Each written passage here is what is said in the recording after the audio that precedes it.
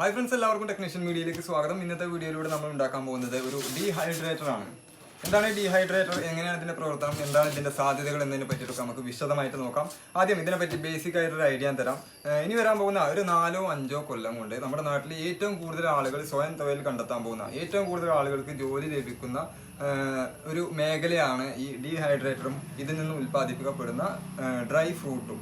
ഇതിനെ പറ്റിയിട്ട് നമ്മുടെ നാട്ടിൽ അധികം വലിയ ധാരണയൊന്നുമില്ല. വിദേശത്തൊക്കെ ഇതിന് വൻ സാധ്യതയാണ് ഉള്ളത്. അപ്പോൾ എങ്ങനെയാണ് ഇത് ഉണ്ടാക്കുന്നത് നോക്കാം. അതിനുശേഷം ഇതിന്റെ ബാക്കി കാര്യങ്ങളൊക്കെ നമുക്ക് ചർച്ച ചെയ്യാം. ഓക്കെ, ഇതുണ്ടാക്കാൻ നമുക്ക് ആവശ്യമായിട്ടുള്ള സാധനങ്ങൾ എന്തൊക്കെയാണെന്ന് നോക്കാം. ഞാനൊരു തെർമോക്കോളിൻ്റെ ബോക്സ് എടുത്തിട്ടുണ്ട്, 12 വോൾട്ടിൻ്റെ ഒരു അഡാപ്റ്റർ 2 എടുത്തിട്ടുണ്ട്, ഒരു തെർമോസ്റ്റാറ്റ് എടുത്തിട്ടുണ്ട്, അതേപോലെ തന്നെ 12 വോൾട്ടിൻ്റെ ഒരു ഫാനും എടുത്തിട്ടുണ്ട്, ഒരു ബൾബ് ഇടാനുള്ള ഹോൾഡർ എടുത്തിട്ടുണ്ട്. സാധനങ്ങൾ വെക്കുന്നതിന് ഒരു ഫ്രെയിം രൂപത്തിൽ സാധനം നമുക്ക് ഉണ്ടാക്കിയെടുക്കേണ്ടതുണ്ട്. അതിന് വേണ്ടിയിട്ട് കുറച്ച് മരക്കഷ്ണങ്ങളും ഒരു റീപ്പറിൽ നിന്ന് കുറച്ച് കഷ്ണങ്ങളൊക്കെ കട്ട് ചെയ്തെടുത്ത് ഞാൻ ഒട്ടിച്ച് ഒരു ഫ്രെയിം, ഒരു പലക രൂപത്തിൽ ഞാൻ ഉണ്ടാക്കിയെടുക്കുകയാണ് ആദ്യം ചെയ്യുന്നത്. റീപ്പറെല്ലാം ഒട്ടിച്ച് കഴിയുമ്പോൾ ഈ രൂപത്തിൽ നമുക്ക് കിട്ടും. അതിലായിട്ട് നമ്മൾ ഈ കാലുകൾ ഒട്ടിച്ച് കൊടുക്കുകയാണ് ചെയ്യുന്നത്. നേരത്തെ നമ്മൾ കട്ട് ചെയ്തെടുത്ത, ഓടയിൽ നിന്നും കട്ട് ചെയ്തെടുത്ത ആ കാലുകൾ. അങ്ങനെ കാലുകൾ ഓരോന്നും ഒട്ടിച്ച് കഴിയുമ്പോൾ പഴയ കാലത്ത് ഇരിക്കാനൊക്കെ നമ്മൾ ഉപയോഗിച്ചിരുന്ന പലകയുടെ രൂപത്തിൽ നമുക്കിത് കിട്ടും. ഇതിൻ്റെ മേലെ നമുക്കൊരു നെറ്റ് വെച്ച് ഒട്ടിക്കേണ്ടതുണ്ട്. അതിന് സ്റ്റെയിൻലെസ് സ്റ്റീലിൻ്റെ നെറ്റ് ഉപയോഗിക്കുന്നതാണ് ഏറ്റവും നല്ലത്. ഞാൻ ചിലവ് ചുരുക്കുന്നതിന് വേണ്ടിയിട്ട് ഒരു PVCയുടെ നെറ്റാണ് ഇവിടെ ഉപയോഗിച്ചിട്ടുള്ളത്. ഇത് 80 രൂപയാണ് ഈ ഒരു നെറ്റിന് എനിക്ക് ചിലവ് വന്നത്. അങ്ങനെ ഇത് ഡ്രില്ല് ചെയ്ത് സ്ക്രൂ ചെയ്ത് കഴിയുന്നതോടുകൂടി ഇതിൻ്റെ വർക്ക് കംപ്ലീറ്റ് ആകുന്നതാണ്. അതിനുശേഷം ഇത് നമ്മൾ അങ്ങോട്ട് മാറ്റി വെക്കുകയാണ്. ഇനി നമുക്ക് ചെയ്യാനുള്ളത് ഈ ബോക്സിനകത്തുള്ള വയറിങ്ങിൻ്റെ വർക്കുകളാണ്. ആദ്യം നമ്മൾ ഒരു ആംഗിൾ ബാറ്റൺ എടുത്തിട്ട് അത് നമ്മൾ ഈ ബോക്സിൻ്റെ അടിഭാഗത്തായിട്ട് കെട്ടി വെക്കുകയാണ്. ഒരു കേബിൾ ടൈ ഉപയോഗിച്ചിട്ട് കെട്ടി വെക്കുകയാണ് നമ്മൾ ചെയ്യുന്നത്. അതിനുശേഷം നമ്മൾ ഇതിൻ്റെ മേലെയായിട്ട്, ടോപ്പിലായിട്ടുള്ള അടപ്പിൻ്റെ മേലെ ഒരു ഫാന് വെച്ച് നമ്മൾ ഉറപ്പിക്കണം. ഫാൻ വെക്കാനുള്ള മാർക്കിംഗ് എടുത്തതിന് ശേഷം അവിടെ നമ്മളൊരു ഹോൾ ഇട്ട് കൊടുക്കുകയാണ്. ആ ഹോളിലാണ് ഈ ഫാനിനെ നമ്മൾ ഫിറ്റ് ചെയ്യുന്നത്.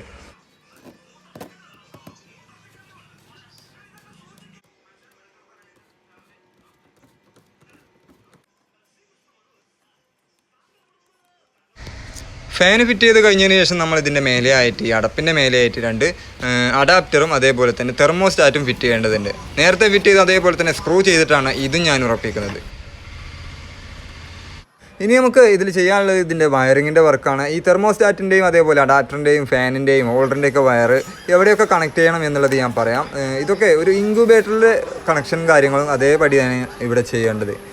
നമ്മൾ ഇൻക്യുബേറ്റർ ചെയ്യുന്ന വീഡിയോ ചെയ്തിരുന്നു. അതിൽ ഞാൻ ഇതിൻ്റെ കാര്യങ്ങളെല്ലാം വ്യക്തമായിട്ട് പറഞ്ഞിട്ടുണ്ട്. അത് കണ്ടിട്ടില്ലാത്തവർക്ക് വേണ്ടിയിട്ട് ഞാൻ ഈ വീഡിയോയുടെ അവസാനം എൻ്റെ സ്ക്രീനിൽ വരുന്നതാണ്. അവിടെ നിന്നും നിങ്ങൾക്ക് കാണാവുന്നതാണ്.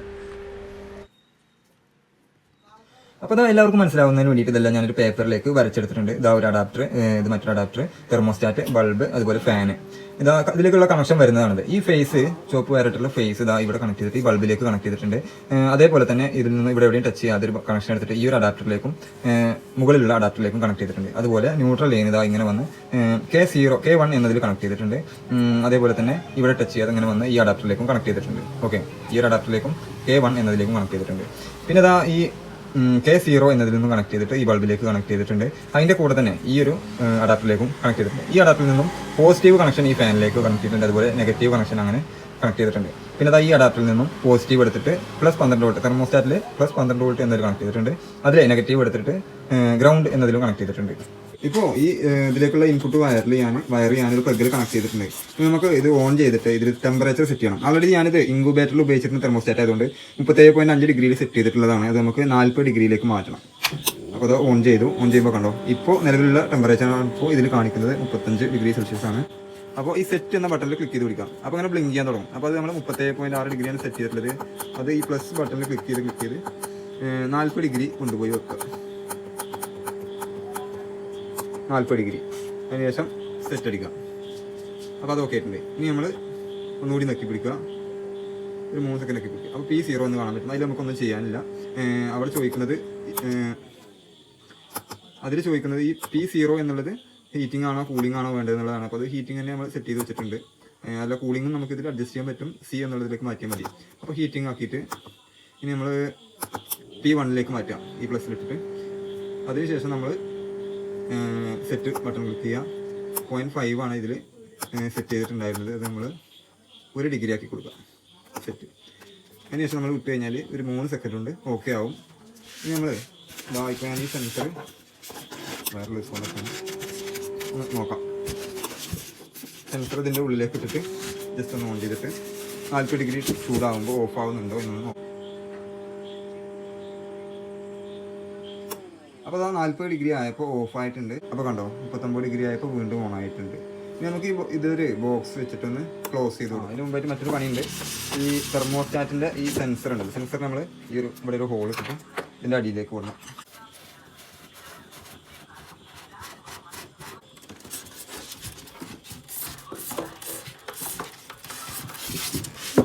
ഓക്കെ,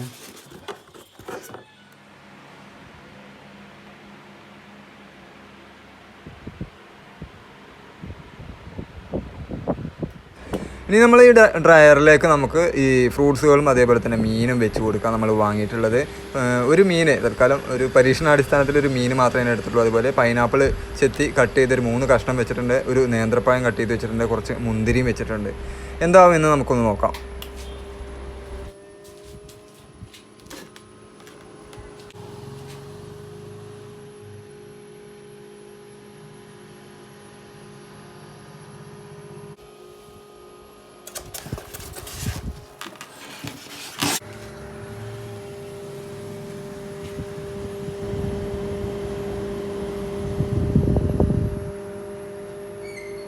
നമ്മൾ ഡ്രയറിൽ ഫുഡ് വെച്ചിട്ട് 2 ദിവസം കഴിഞ്ഞിട്ടുണ്ട്. ഇനി നമ്മളിത് ഓപ്പൺ ചെയ്ത് നോക്കാൻ പോവുകയാണ്. അതിന് മുമ്പായിട്ട് 1-2 കാര്യങ്ങൾ ഞാൻ പറയാം. ഇത് ഏറ്റവും കൂടുതൽ ഉപകാരപ്പെടാൻ പോകുന്നത് കടപ്പുറം സൈഡിൽ ജീവിക്കുന്ന ആളുകളും അതുപോലെ തന്നെ കൃഷി ചെയ്യുന്ന ആളുകളുമാണ്.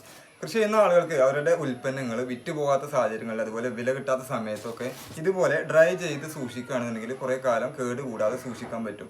ഇപ്പോൾ നമ്മൾ ഫ്രിഡ്ജിലൊക്കെ വെച്ച് തണുപ്പിച്ച് സൂക്ഷിക്കുന്ന അതേപോലെ തന്നെ ഇത് നമ്മൾ ഡ്രൈ ചെയ്ത് പാക്ക് ചെയ്ത് ഈർപ്പം തട്ടാതെ അതേപോലെ തന്നെ കാറ്റ് തട്ടാതെ സൂക്ഷിക്കുകയാണെന്നുണ്ടെങ്കിൽ കുറേ കാലം കേട് കൂടാതെ സൂക്ഷിക്കാൻ പറ്റും. അതേപോലെ തന്നെ കടപ്പുറം സൈഡിലൊക്കെ ജീവിക്കുന്ന ആളുകൾക്ക് മീനും ഇതേപോലെ തന്നെ സൂക്ഷിക്കാം. ഇറച്ചി ഇതേപോലെ തന്നെ സൂക്ഷിക്കാവുന്നതാണ്, പക്ഷേ അത് നമ്മൾ നോക്കിയിട്ടില്ല, അപ്പോൾ അതിനെപ്പറ്റി പറയാൻ പറ്റില്ല. അപ്പോൾ അങ്ങനെയൊക്കെയാണ് ഇതിൻ്റെ സാധ്യതകൾ. പിന്നെ അവരുടെ വിപണി വരുന്ന സമയത്ത് അല്ലെങ്കിൽ ഈ ഡ്രൈ ഫ്രൂട്ടിൻ്റെ വിപണി കണ്ടെത്തി വിൽക്കാവുന്നതുമാണ്. ഇത് നമ്മുടെ നാട്ടിൽ അധികം ആർക്കും വലിയൊരു ഐഡിയ ഉണ്ടാവില്ല, പക്ഷേ വിദേശത്തൊക്കെ ഇതിന് നല്ലൊരു സാധ്യത തന്നെ ഉണ്ട് എന്നുള്ളതാണ്. അപ്പോൾ എല്ലാവർക്കും ഇതിനെ പറ്റിയിട്ടുള്ള ബേസിക് ആയിട്ടുള്ള ഒരു ഐഡിയ ഉണ്ടാക്കുക എന്നുള്ളതാണ് ഈ ഒരു ഡെമോൺസ്ട്രേഷനിലൂടെ ഞാൻ ഉദ്ദേശിക്കുന്നത്. അപ്പോൾ ഇനി നമ്മളിത് ഓപ്പൺ ചെയ്ത് നോക്കാം.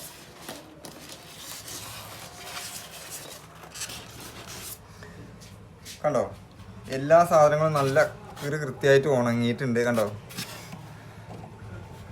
ചക്ക, അതുപോലെ പഴം, മീനൊക്കെ കണ്ടോ, മീനൊക്കെ ഒറിജിനൽ ഉണക്കമീൻ്റെ ആ ഒരു കണ്ടീഷനിലേക്ക് എത്തിയിട്ടുണ്ട് കേട്ടോ. പക്ഷേ ഇതിൽ സക്സസ് ആയിട്ടില്ലാത്തത് മുന്തിരിയാണ്. മുന്തിരി കറക്റ്റ് ഉണക്കം വന്നിട്ടില്ല. കറക്റ്റ് ഉണക്കം വന്നിട്ടില്ല എന്നല്ല, തീരെ ഉണങ്ങിയിട്ടില്ല എന്ന് തന്നെ വേണമെങ്കിൽ പറയാം. ഒന്ന് ചുളിഞ്ഞിട്ടുണ്ട് എന്നല്ലാതെ മുന്തിരിയിൽ വലിയ വ്യത്യാസമൊന്നും വന്നിട്ടില്ല. കാരണം എന്താ വെച്ചാൽ ഇതിൻ്റെ അകത്തുള്ള ഈ വെള്ളം വറ്റിപ്പോകാൻ ഇതിൽ നമ്മൾ കൊടുത്തിട്ടുള്ള ചൂട് പോരാ, അല്ലെങ്കിൽ ഇത് വേറെ രീതിയിൽ വേണം നമ്മൾ ഡ്രൈ ചെയ്യാനായിട്ട് എന്നാണ് എനിക്ക് തോന്നുന്നത്. നമ്മൾ ഫ്രൂട്ട്സ് നമ്മൾ ഡ്രയറിൽ നിന്ന് മാറ്റുകയാണ്. മുന്തിരി നമ്മൾ ഉണക്കം കറക്റ്റ് ആയിട്ടില്ലാത്തതുകൊണ്ട് മുന്തിരി അവിടെ തന്നെ നിർത്തുകയാണ്. കുറച്ച് ദിവസം കൂടി ഒന്ന് ജസ്റ്റ് ഒന്ന് വെച്ച് നോക്കാം എന്നാണ് വിചാരിക്കുന്നത്.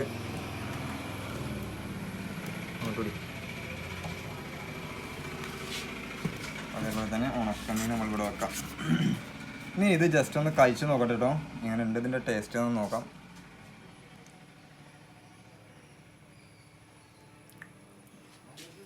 സംഭവം നല്ല ടേസ്റ്റാണ് കേട്ടോ. നമ്മൾ നേന്ത്രപ്പഴം പച്ചക്ക് പഴുത്ത് കഴിക്കുന്നതിനേക്കാൾ ടേസ്റ്റ് ഉണ്ടെന്നാണ് എനിക്ക് തോന്നുന്നത്.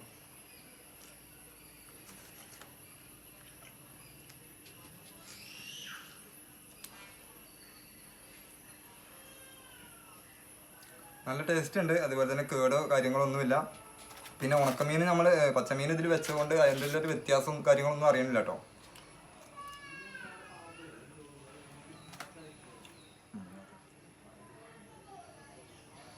നേന്ത്രപ്പഴത്തിനേക്കാൾ നല്ല ടേസ്റ്റ് ആയിട്ട് എനിക്ക് തോന്നുന്നത് പൈനാപ്പിളാണ് കേട്ടോ. ഭയങ്കര നല്ല ഒരു ടേസ്റ്റ് ഉണ്ട്.